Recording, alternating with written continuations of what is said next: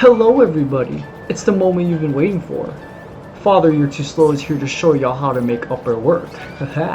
Now, emphasis on making upper work. I did not say making rising upper work. Now, I'm sure that's what most of you, if not all of you, are here for. But let me explain myself real quick.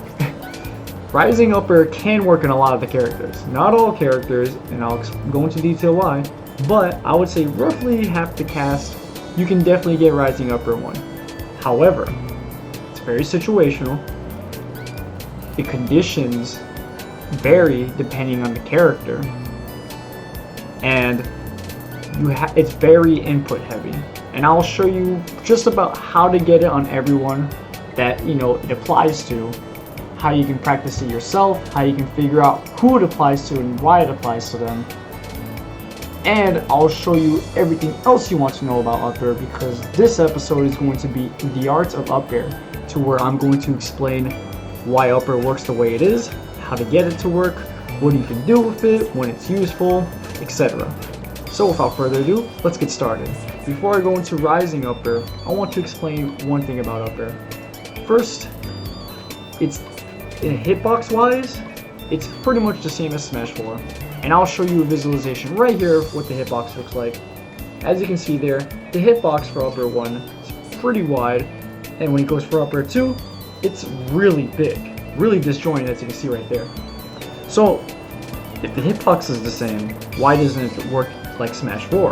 Well, the hitbox may be the same, but the knockback has changed drastically to both Uair 1 and 2. Uair 2 being weaker, making it easier to combo off of, but harder to kill with, and Uair 1 having also much reduced knockback, making it much harder to send towards Uair 2. And because of that, the situations are a lot more situational than Smash 4, and you just gotta make do with what it is. Now, when Sonic runs with Uair, there will be situations where he will basically, actually, let me show you something real quick. Sonic, when he does Uair 1, he sends them nowhere. They literally go nowhere.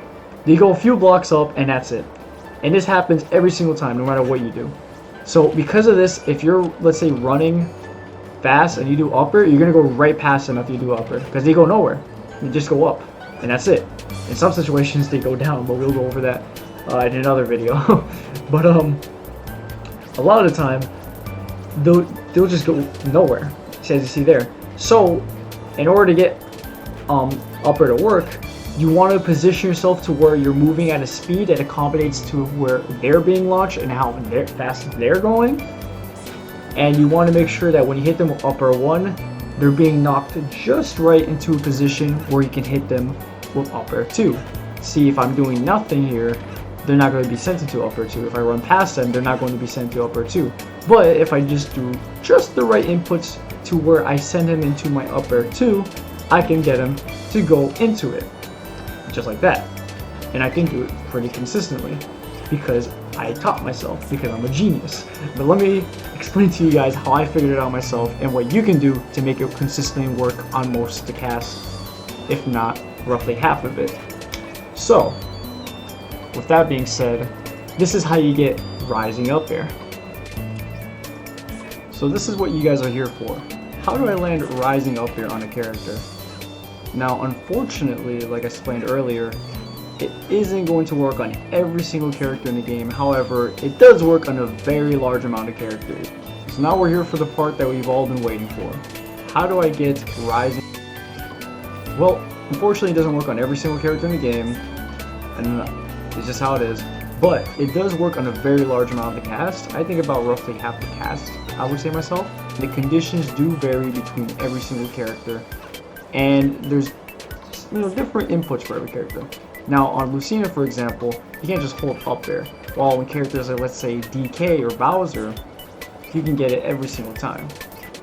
So let's go over the different archetypes of characters and how you can land rising Uair in every single one of them, and how you can practice landing Uair in all of them, and what you need to do, what you need to be looking for.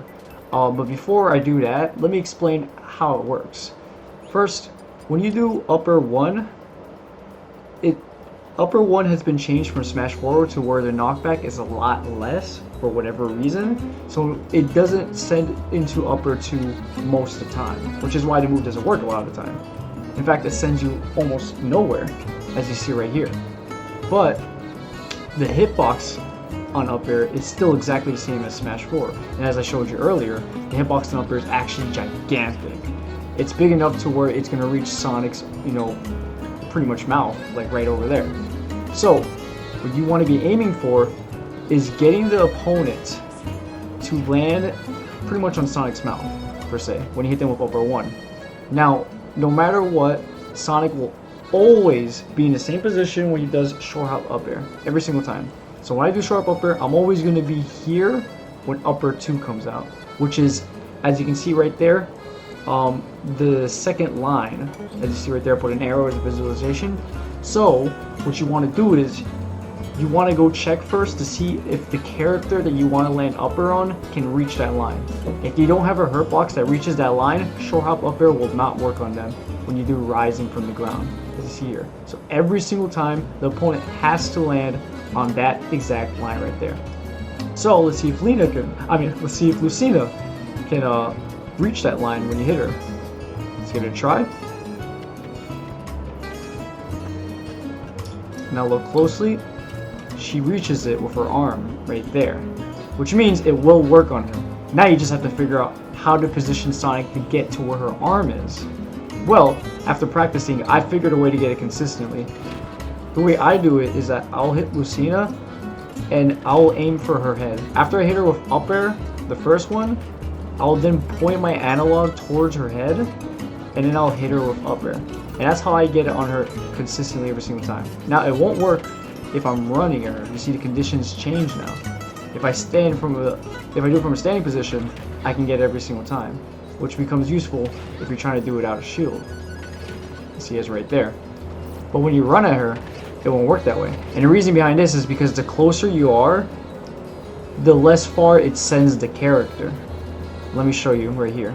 If I'm standing next to Lucina right here, and I do up air, it will send her, as we showed earlier, her arm to that block right there. But if I stand a little further over here, and then I do up air,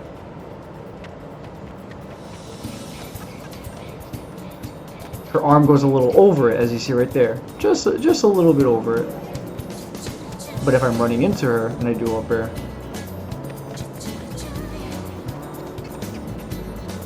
she doesn't go over at all, as you see over there. She goes absolutely nowhere. Now, as I explained earlier, it also relies on how fast Sonic's moving himself. If Sonic's moving too fast, he'll just go past the opponent, and then he'll miss the window for upper 2 to connect. You see, you gotta make sure that the character is moving at a speed that accommodates for how fast your opponent's moving after you hit them with upper 1, and you want to ensure that they reach upper 2. It's very tricky, I know. They made this move very tricky for no reason, but we make it work. Now I'm going to throw 2 more characters that work in a similar fashion to Lucina, that being Link right here, and Samus.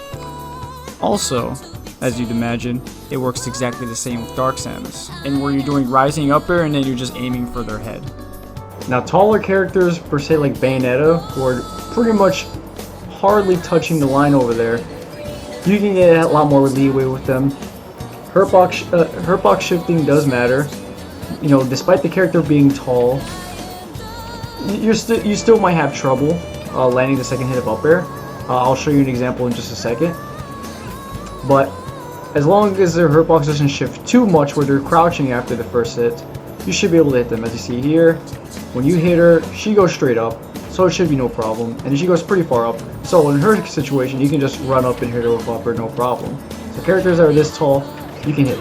Now you're probably imagining that it should work for Joker, but Joker is quite an exception.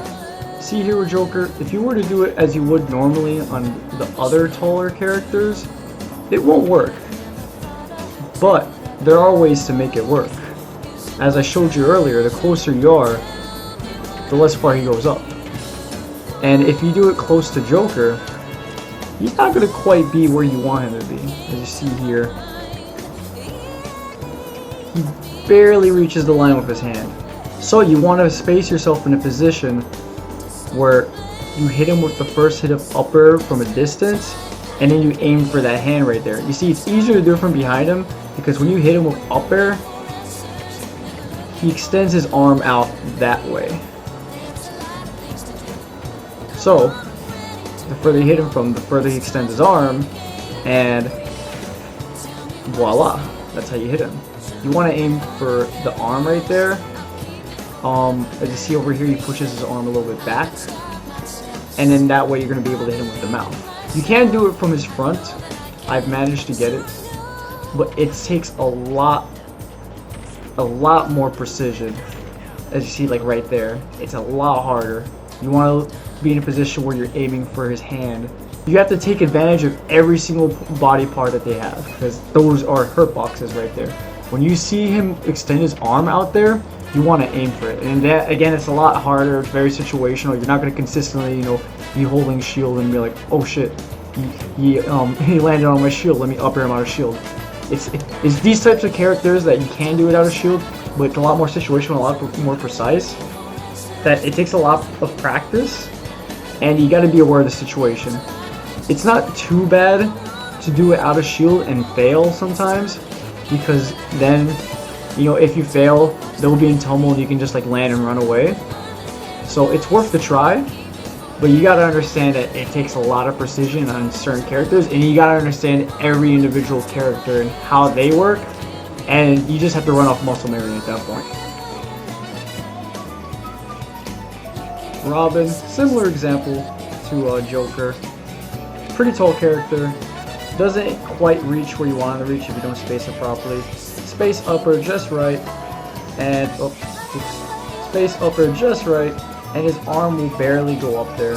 So if you space yourself just right, and you go for that arm over there, you should be able to reach it right there. Just very hard, very precise timing, and very precise inputs. Now, some characters, you actually want to be closer to them, because with some characters, if you hit them with upper 1, no matter how close you are, they'll be able to reach the line as you see over there.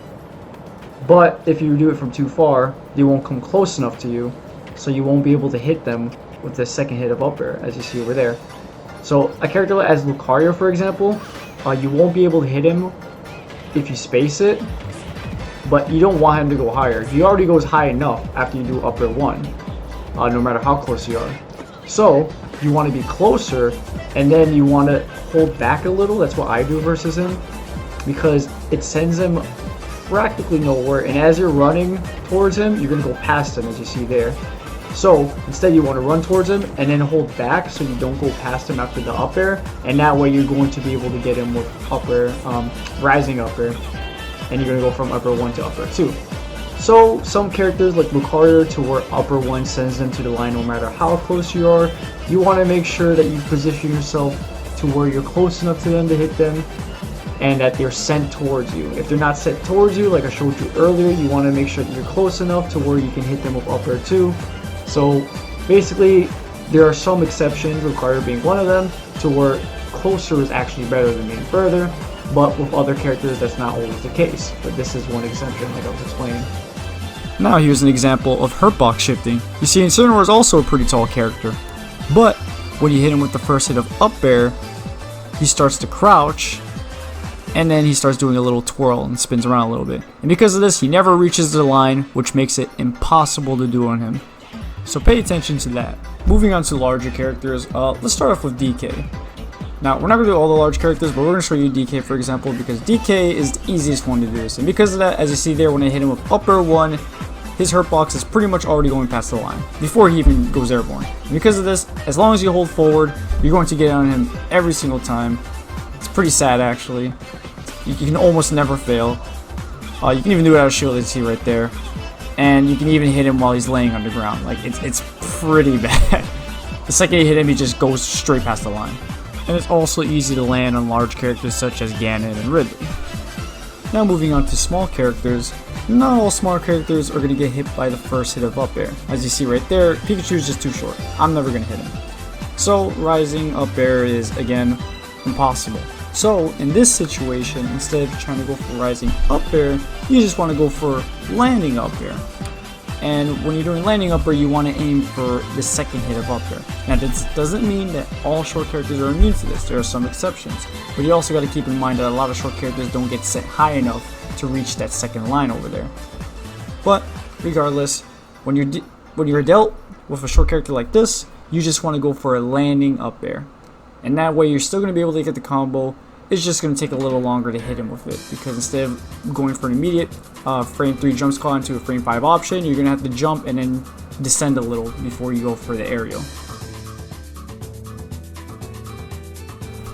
Now as for short characters that can get hit by rising up air, here's Jigglypuff. The reason behind this is because Jigglypuff does get hit by the first hit of up air, but also since Jigglypuff is so light, Jigglypuff gets sent high enough to where she's also getting hit by the second hit of up air. She's also light and floaty, so that's a benefit right there. So Jigglypuff is an example of a short character that can get hit by rising up air, and you can do it out of shield as I showed you there. Now then, what happens when you're presented with a character that rising up air just doesn't work on ever? Well, that's easy. Well, you switch to a character for functional rising up air, you do rising up air on them, and then you get to enjoy the game because you have a functional character, unlike Sonic. Nah, I'm just kidding, go back to Sonic. So what you want to do in this situation is you want to go for the landing up air instead. Sure, it's not as convenient as going for a rising up air, it's going to take a little bit more time to input, and it's a little bit more precise, but this is still a very good option, and let me show you why. First, let me give you guys a rundown on the properties of up air. Up air is a move that starts on frame 5 for the first hit, as you see here, and then the second hit comes out on frame 14, and that lasts for 2 frames, that's 14 and then 15. Now the hitbox is done for, but on frame 16, which is this, the move immediately auto cancels. So, because of this, that just means this move has no lag, as you see over there, which makes this a really good combo tool because you can end up hitting the opponent and then follow up with something that's a true combo. So when you're presented with a character where rising up air just doesn't work on them, it's nice to opt for the landing up air once in a while just because 1, it's a great combo starter, 2, it's pretty safe pressure, and overall a good mix up. And when you get the landing up air, you can get some pretty impressive combos off of them. One top Sonic that I am aware of that utilizes this a lot is Sandito, so that is an example of some Sonics that use it at top level play, and it is quite useful. And by the way, when I say this is a combo move, this move will combo for pretty much ever. At low percents you can go for up air into failed up air, or you can go for up air into a working up air into nair, or you can go for up air into back air. Then at around 60% you can go for up air to nair. At around 85% you can go for up air into another nair, this time it's a double jump nair. At around 106% you want to start going for up B into a failed up air. Or if you're gangster, you can go for up air into nair, which works. At 140 you can go for up air into nair or up B nair. And it just keeps going, it doesn't stop. Now to show you guys what I mean by when I say this move is super safe, this move is really safe on shield, as in it's unpunishable, as long as they don't parry it, that is. You see, when you do landing up air, they have no time to punish it no matter how fast their up B is. Here's Mario, for example, who has the fastest up B out of shield option, which is frame 3, tied with other characters. And as you see here, right before his hitbox comes out, I have time to shield. Meaning that no matter what, no character can punish you as long as they don't parry your up air. So, to sum it all up, if you want to reliably hit someone with up air, you always want to focus on landing up air 2, not up air 1, because up air 1 is very unreliable. Unfortunately, that's the way it is. Is up air a good move? I by no means think this move is a good move. I still think it's a pretty bad move, that it was poorly designed. I think this is actually really poor game design, but we're going to work with what we got. Now, I do hope that in the future they fix the move in a sense where they make the knockback on up air 1 send better towards up air 2 so the move connects more reliably. But for the moment, when you're hitting someone with up air, you always want to focus on making sure that when you hit them, they're going to be sent into a position where they can get hit by up air 2. So On a lot of characters, when you hit them with upper 1, you can send them in a position where you can hit them with upper 2 off of a short rising up air, Samus being one of them, as you see over here. However, if you move too fast, you will go past them because upper sends them nowhere, and your upper 2 will be somewhere else, as you see over here. The second I hit them with upper 1, my upper 2 now came out a couple of frames later when Sonic was running forward and Samus was running back. So this won't reliably work on a lot of characters that are running at you or just moving and stuff, but it could be a useful tool against a character that lands next to you and you want to hit them with an upper out of shield. That was basically the whole concept of that. Upper can be useful when you're landing with it, as I showed you here, as it can be a combo tool that's pretty safe on shield, and it's just essentially good damage. The move itself does 13% when it's on a full hop, or it does 11% on a short hop, as you see over there. It comes out really fast, the first hitbox being frame 5, the second hitbox being frame 14. It can be a really good poke in the air, or on people that are on platforms, because it has a really big hitbox that I showed you earlier. It's very disjointed, so it's pretty safe pressure. It's fast, it auto cancels, so it's pretty safe. You just have to focus on getting the second hit to hit, because that's the one that works, not the first one. So with that being said, this is the art of upper. This is how the move works. This is what the move can do after it works, and this is pretty much the general situations in which you can use it. Thank you guys so much for watching. I hope you enjoyed it, and in the future I plan on making the art of his other moves, such as spin dash, spin charge, homing attack, etc. So again, thank you guys so much for watching, and that will be it.